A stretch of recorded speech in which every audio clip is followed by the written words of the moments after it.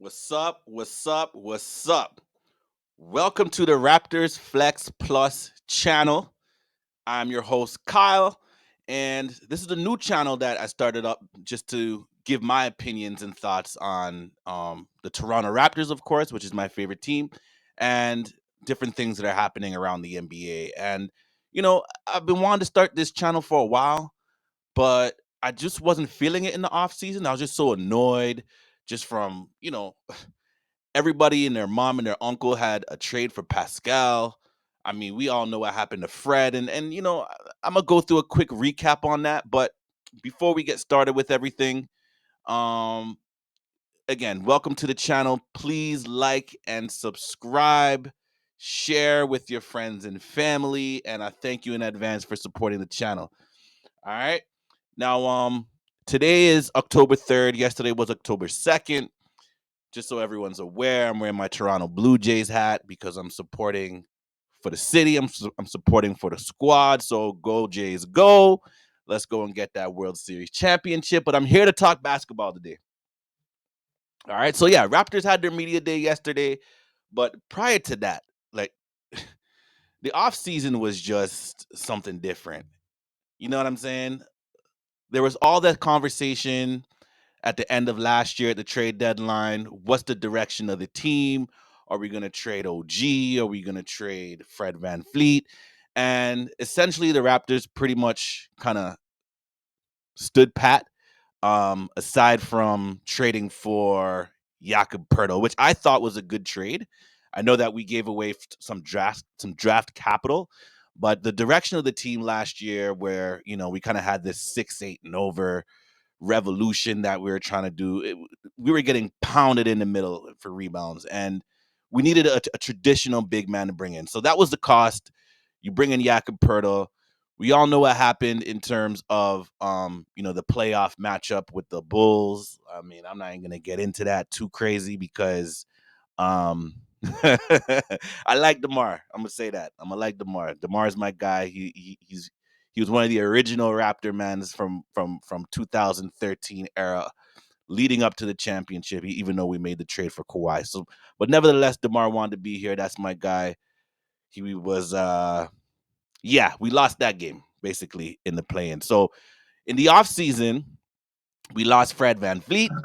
I think Masai maybe overplayed his hand a little bit in terms of thinking that there might be not a hometown loyalty discount, but basically a player that you brought through that was undrafted, and you groomed him and helped develop him, and maybe you thought that you could get him at a good price, a price that was good for all parties involved. But then, as we know, the Rockets came through and just blew the offer out the water. So then we didn't get no compensation for Fred at all. So like that's one of the large things that happened in the offseason. Of course, we traded, well, not traded, but we swapped head coaches. We got rid of Nick Nurse, who I was a uh critical person of Nick Nurse. And when I get on these types of when I start doing my podcast and stuff now, I'm not going to be overly critical of people. I'm going to try to word things in a way where we still want to hold people accountable, but we don't want to just be a complete jerk. But there was many things I didn't like about what Nick Nurse did, from running our starters into the ground. You had three three starters in the top 5 for minutes in the NBA. Like, come on, you know what I'm saying? And the development fell off big time. You know what I mean? We didn't develop nobody under Nick Nurse, versus when you look at the era before that with Dwayne Casey, like we were like a development factory. So, things really fell off in that regard. There was some Ray Tay at the end of the season, I guess. I'm not really sure what happened between Nick and the players, but there was a little bit of um a power struggle, so to speak. I'm not even sure what to call it, but nevertheless, it looked like maybe he lost the locker room. So he had to go. And now we have this new guy, Darko Rajakovic. Hopefully I said his name properly. But basically, he comes from the Memphis Grizzlies organization, has a wealth of experience with coaching in the NBA as well as internationally. I wasn't a person to go back and look at all the tape and see what his philosophies are, because I feel like as an assistant coach, Your job is to present certain things to the head coach, and then the head coach makes the decisions in terms of, whether we're going to implement this strategy or this scheme, etc. So it'll be really interesting to see what Darko wants to do with this team, and we'll get a little bit into that as well. Um, Mad trade rumors. Like, I was just annoyed, yo. I feel like every week there was some stupid Pascal trade that people wanted to do, just random people. I mean, I don't know. Like, I respect some of these sites, during the off season, you trying to get clicks and all that type of stuff. But I just felt like, all these hypothetical trades were just annoying as hell. So, um, I'm one of these people that believe that we should keep Pascal, and I know that there's a crowd out there that is with the trade train, so they want to kind of get rid of him, but that's kind of not my thing. Um, but anyways, we also drafted Grady Dick out of Kansas, supposed to be a sharpshooter. So it'll be interesting to see how he does, because in the summer league, I feel like he really didn't show. Um, he didn't look like he was like a lottery pick, so to speak. And that's no disrespect to him. I don't think his role on this team is going to be one where we're expecting him to carry the team. Like, he will have a role, and part of that hopefully will be with whatever schemes the coach has to get some open shots for Grady Dick. So that's basically the quick off-season recap. Um, I don't know. It is what it is. I just want to get ready with this season. And the training camp is underway this week, live from Burnaby, BC in Canada. So shout out to Burnaby. Lucky for them, they get to attend I think a Raptors preseason game and maybe some open practices. So that should be a good experience, especially with growing the game of basketball, which I kind of missed in earlier in when we're talking about the summer, in terms of what Canada was able to accomplish at FIBA. So shout out to the Canada men's national team, because they had me up mad early trying to watch games, which I did. I actually woke up and watched a lot of those games. Um, Prior, like some of the early rounds, it was like wake up at 9:30 a.m. Eastern Standard Time. Not wake up at that time, but those were like the times that the game was coming on. I think it was like 8:30. But then as we started to get like into later rounds of the tournament, you have to wake up at like 4 o'clock, 4:45 in the morning to watch the games. And I was definitely cool with that. Um, because I thought that we had an opportunity to create history, and the team was able to do that. So shout out to the Canada men's national team. But again, we want to talk about the Raptors today and what we are looking for moving forward. And, the media, they spoke to Masai Ujiri, Coach Ryakovich, Pascal, Scotty, basically spoke to the squad. Dennis Schroeder wasn't there, but basically talked to the squad.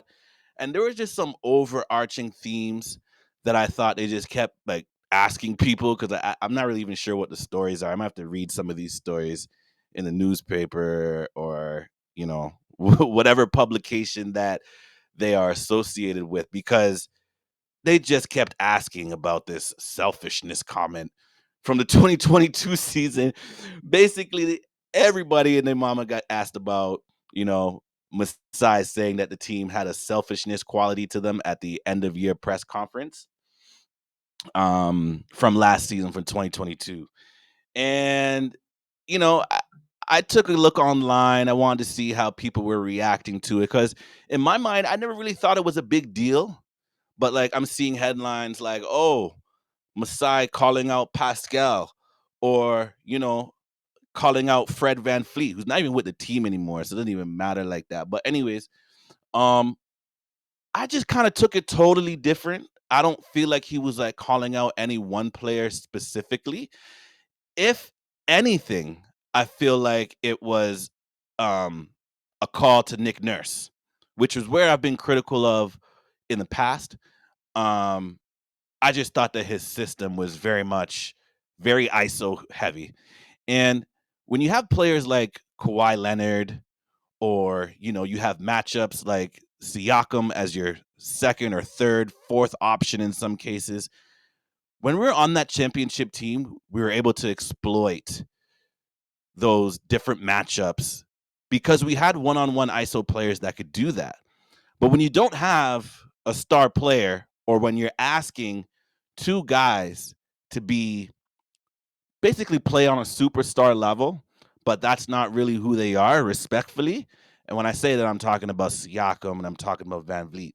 Like, basically, the Raptors offense a lot of time was like some sort of dribble handoff at the top. Somebody, switches off. You get the matchups you like.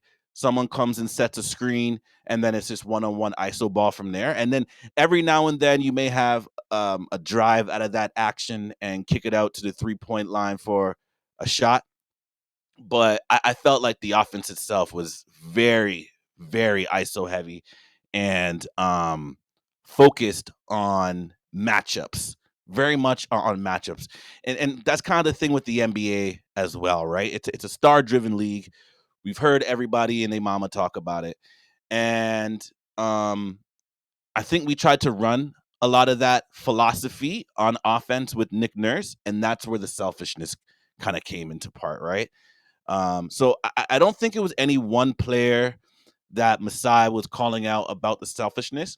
I think he was just talking about the overall offensive scheme, which is why he casted such a wide net on the head coaching search to find out who had some of the following qualities.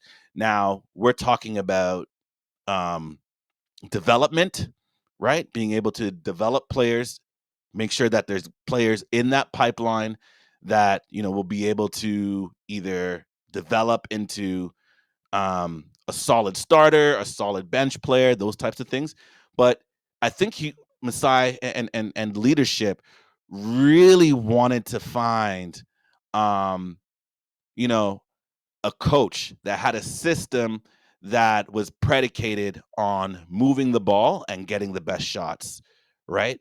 Like Coach Ryakovich mentioned in on the media day when they asked him about the selfishness, he said, it was more so about what that meant to him was like over dribbling and not taking good shots and stuff of that nature where apparently his system it's not going to be predicated on those things at all, right? When they asked him about what happens if Pascal gets double teamed, he said, well, if Pascal gets double teamed, you got to pass the ball. He said it straight up and down, you got to pass the ball, right? And then he also mentioned how um the team basically has to fill those gaps, get into the open space, and make it an easier pass for Pascal. And maybe that's one of the things that we need to expect from Coach Darko going into 2023. Again, it's having the type of system that is predicated on moving the ball, moving off the ball, and taking good shots. And where I get kind of intrigued about that thought process is just watching FIBA in the summer. There is no doubt that the USA is the most talented, has the most talented players out of any of those rosters from any of those countries, respectfully, in the tournament. I feel like that's pretty common knowledge, but just saying respectfully, just in case, right? Um, but still, like these teams, the way that they move the ball, the way that they play with each other and off of each other, it's really good basketball. Like I totally enjoyed watching that tournament, right? Just from a schematic and fundamentals standpoint. It wasn't just based on athleticism and star power, right? It's really about, again, moving the ball, moving when you don't have the ball in your hands, getting to open spots, either getting a layup or getting an open shot, right? So again, I don't know if Coach Ryakovich's plan is to run sort of like a FIBA type schemes on offense. I'm gonna hold out until we actually see, what they're able to implement. He did say that, they're gonna be running multiple sets, be able to get action off of multiple sets, but didn't get into specifics in terms of what that would look like. Um, but we do know that it's going to look different than what it was last year under Coach Nick Nurse, right? And I think that is something that is very intriguing. So I look through my notes here, as I also wanted to just talk about what he said on defense, right? Basically, on defense. Now, again, schematically, we don't know what it looks like, but this is what he said, Coach Ryakovich, in his press conference. Okay, protect the paint, which now hurts a little bit because hopefully our boy Christian Coloco is going to be okay. As I think he's away from the team with respiratory issues. So hopefully that's something that he can get corrected and make it back to the team as soon as possible. But again, we traded for Pirtle last last trade deadline. So the expectation now is that we have at least a big that can put body in the paint. I'm not saying that he's a big rim protector, which is where the difference is that you're going to see from like a Christian Coloco, but maybe this opens things up for guys like Chris Boucher, right? Who is long, he doesn't really have that body, but maybe you get some blocks from weak side where you're able to kind of anticipate and make the play. But that's one of the things he said. So he wants to protect the paint and he wants to take away corner threes, which last year, when you look at Nick Nurse's system, it was very much predicated on blitzing defenders and, a lot of help defense. And I think the idea was just to give away the three and force the team, sorry, not give away the three, but to defend the three, no matter where it is on the court, and try to bait the other team into making turnovers, where we wanted to make our bread and butter last year because we were a terrible, terrible defensive rebounding team. So we really got in on blitzing those the offensive players and creating turnovers and getting into the off court, into the open court. But Coach Darko says he wants to take away the corner three. So I'm not sure what that looks like, but these are in my notes, and these are things I'm going to be looking for when the season starts back up again. Contest shots, that's pretty basic, self-explanatory. I think every coach wants their team to contest shots. Again, it's just about schematically, like, what is that going to look like? Defensive rebounding. So this is where I think that there's going to be a big difference from last year to this year. As I just mentioned previously, we really wanted to create the turnovers and try to win the game that way by just having more possessions than the other team. But this year, coach says that he wants to focus on defensive rebounding. So we got Pirtle. You're able to put a body on. We need other guys, other players on the team to be able to put that body on as well, such as OG, Pascal. I think it's going to be a real team effort. What that looks like, again, in the grand scheme of things defensively, we'll have to go and see. But there's going to be an emphasis on defensive rebounding, and I really wish Coloco can get back. And I'll probably do a video about some of the things, like my top 5 things that I want to see for the upcoming season, at least to start the season. And when I was thinking about that, Coloco was really in my mind. But now that I found out that he's away from the team, we may have to adjust that a little bit. But nevertheless, defensive rebounding. He also says basically just developing the identity to start the season, right? So it sounds like there's going to be an emphasis on developing the defensive identity to start the season. But I think as fans, we really want to see what that offense looks like, because I think a lot of us believe that offensively we just asked a little bit too much out of our players. You know what I mean? Or maybe everyone doesn't feel that way. Maybe I should just speak for myself, right? I feel like we asked a little bit too much out of Pascal and Fred, where we wanted them to take majority of the shots. You get those matchups, um, and still play with efficiency while you're top 5 in the league in minutes. Like that just doesn't work. You got to use your bench, right? If you bring down those starters' minutes, right, it gives them the ability to be a little bit more efficient because you're not putting so much into every minute of the game. We need rest. We're humans. That's just how it goes, straight up. But anyways, I guess that's kind of what we should be expecting from Coach Darko to start the year. Want to see what it looks like offensively. And maybe one of the questions too is what does that mean for the core of the team, right? Um, Pascal Siakam, Scotty Barnes, OG Ananobi. You could even throw Gary Trent Jr. in there and Jakob Pertl. But to me, the big three players that we need to talk about are Pascal Siakam, Scotty Barnes, and OG Ananobi. All right. Um, Pascal still had a really good season last year, despite what most of you think, right? Not most of you, what some of you think, right? Um, you hear a lot of stuff out there like, oh, he's not a superstar player. He's not a super max player. He's a really good number 2 or a 1B option, but he's not your one option, right? So as I mentioned before, I think Nick Nurse's system was really on asking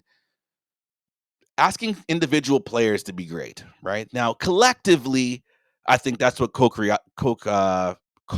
Ryakovich wants. He wants a collective effort where everybody's great. But you're asking Pascal to be something that I didn't necessarily think he is. And I'm kind of in that crowd as well, right? I think Pascal is like one of the best number 2s you can have in this league. Okay. If he was a number 2, right? Like, look what Jaylen Brown just got for bread in the offseason. And you can call him a 1B, but he ain't the 1A. We know that. At best, he's 1B, right? And that's no disrespect. You can't really be like, damn, yo, you're disrespecting the man because blah, blah, blah, Ray Tay. Like, Jaylen Brown's a really good player. And I feel like Pascal Siakam's in the conversation with a Jaylen Brown, and he's not in the conversation that people want to put him in with a Jason Tatum. Like, you see all these memes and graphics online, like, oh, Jason Tatum in his first 3 seasons, Pascal in his first 3 seasons, or Jason Tatum in his first 3 seasons, and Scotty Barnes. Like, listen, Jason Tatum is a superstar player. That's it. All right. The guy can go in his bag in a multitude of ways, and he can put a team on his back, and he's shown that he's done that and taken a team to the finals. Okay. When you're able to do things like that, you are a superstar player. Okay. Now, I'm not saying that Pascal can't get to that level. I'm just saying I don't believe that he's there yet. So really my expectations for him this year is continue to be the guy, but I think the key to this team is what is the plan schematically from a coaching X's and O's standpoint, and what is Pascal's role within that offense. Now, from a statistical standpoint, I still expect Pascal to put up, anywhere between 24, 26, 27 points. If he's able to do 27 on high efficiency, now we're talking. Now we're talking. All right. 27, 28 on high efficiency. That's not my expectation, though. My expectation is that he gets his efficiency up. That's for sure. All right. If we're going to be getting a lot of action out of certain sets in the half court where guys are cutting and guys are getting easy baskets at the rim without having to expend a whole lot of energy dribbling the ball, this fake, that fake, spin, like, I want to see some easier baskets for Pascal this year. And if his legs are good, which I believe Pascal is probably the most conditioned athlete in the NBA. I don't know if I've heard anybody say that before, but this guy's leading the league in minutes, playing on both ends of the court. Like, yo, Pascal is probably the best conditioned athlete in the NBA. All right, he's up there with whoever else you want to put in that conversation. He's up there. Um, but again, I want to see him score some easier baskets, and then and because he will have his legs with his minutes down, um, I want to see more efficiency, especially from the 3-point line. All right. Now, I'm not saying that you got to sit out there and shoot 5, 6 threes a game, but if you shoot 3 threes a game, like, I think you should be able to at least hit 1.6, 1.7. I'm not sure what percentage that is, but I want you to shoot somewhere between 38 and 42% from three. Now, 42 is a lot to ask for, okay? But 38%, I feel like that's somewhere around the average now. I'm not even sure what he shot last season, but from an efficiency standpoint, I just want to see him get some easier baskets where then he can expend more energy on defense and still be able to sit um, and get some rest. All right. That's going to be one of the most important things that I want to see from Pascal Siakam. And from a leadership standpoint, okay, um, I want to see. Well, I don't know what I want to see. I'm gonna keep it a buck.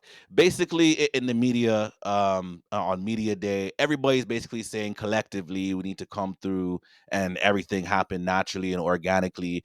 And OG saying that he's gonna try to speak up a little bit more vocal, but he's always been a lead by example guy. Like you show by example versus the vocal part of it.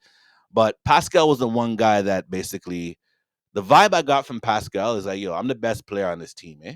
So part of that comes with, from a leadership standpoint, I got to be a leader on this team, especially since Fred's not here. But what I don't want to see is that you're pushing too far, right? It's like you're overcompensating. Like, I don't want to see the overcompensation part of it um when it comes to leadership. All right. But again, I think Pascal can have a really good season. Um, I think if he's all NBA, then he's eligible for the Supermax. So that is something that we need to keep an eye on as well as the season goes, which we'll get into when we talk about contract situations in just a moment. Scotty Barnes, Scotty B. Okay, so Scotty B say, you know, one of the things that he did a lot differently this offseason was his conditioning. So he said he's doing a lot of running, whether it be in the gym or outside the gym, after practices. And the reason why he's kind of doing that is because Coach Ryakovich says that, the expectation for Scotty is that the ball will be in his hands a little more. Um, so if that is the case, then Scotty's basically saying that he just needs to basically be better conditioned because he's gonna have the ball in his hands more.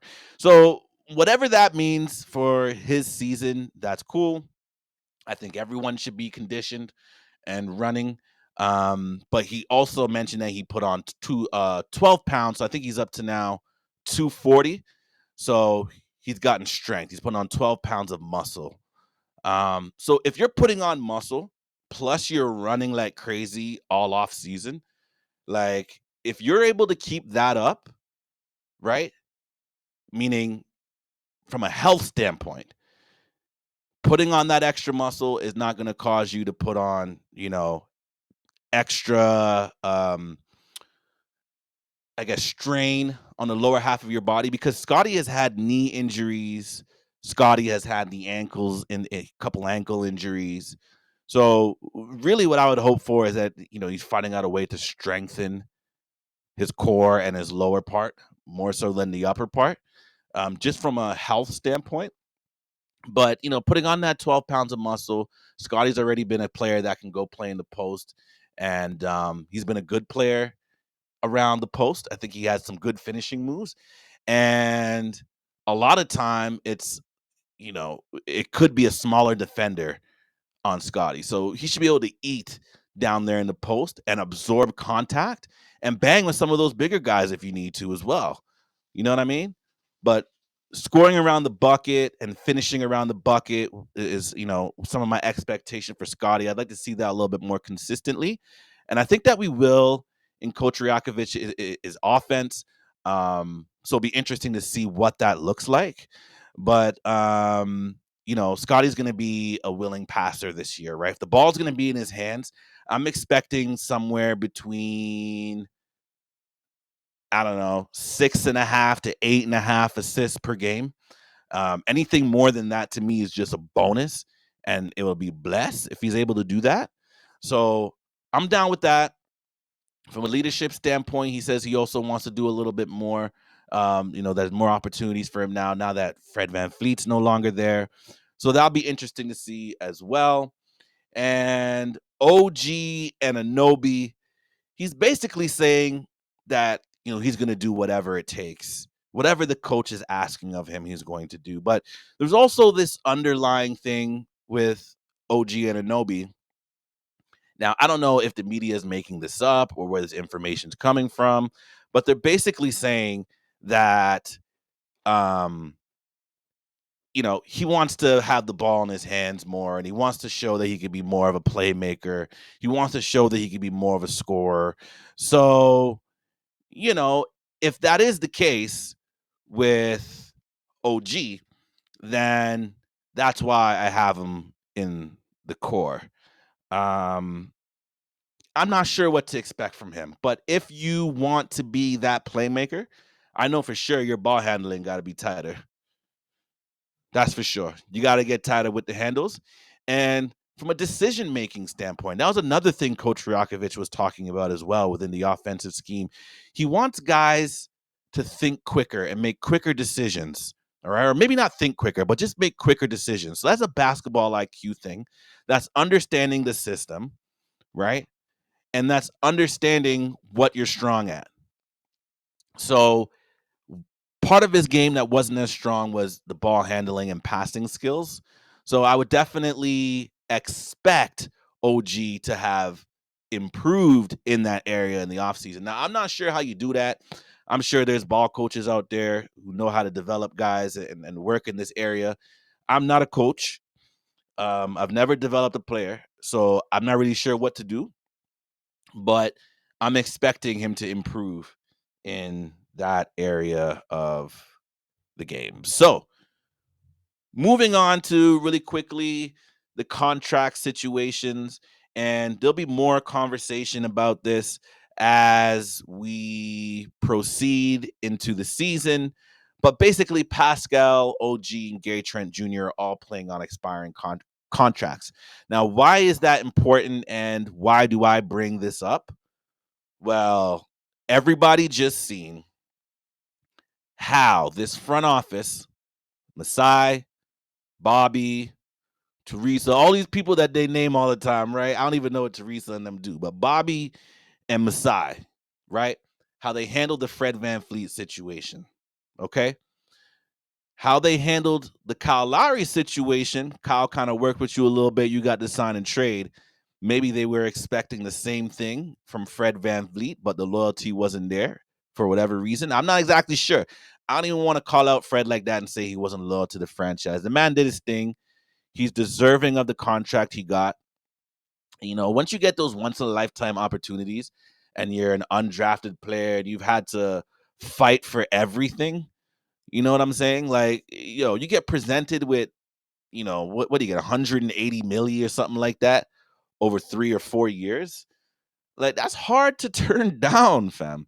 That's really hard to turn down. So I don't want to I don't want to shoot nothing at Fred, man, because he was a good player for us, a championship player, but it is what it is. But I say that to say this, okay? With these three players playing on expiring contracts, you don't want to have the same situation where you have a player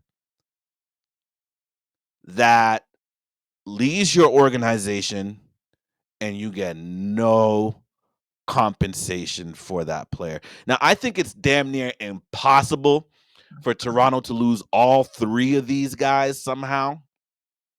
But I think this is something that we're going to have to keep an eye on going into the season. And as fans, you really don't even want to think about it. You know what I'm saying? You just want to enjoy basketball. You want to see your team compete. You want to see your team win, you know? But like, this is a thing that's kind of just like lingering in the background that is super important to the long term, short term, and long term health of this team. So, um, that's kind of what's going on there. Something to keep an eye on. Masai mentioned that, we're going to start having those conversations now, whatever that means. I'm not sure if there were no conversations on that in the off season. I'm not sure what that means, but he also said that he wants to see how players fit into Coach Darko Rakovic's new system before they start signing players. So I don't know. That might just be, playing with fire, super dangerous. I think at the end of the day, we just want to make sure that there's a plan in place and it's executed with care. You know what I'm saying? Nothing reckless, man.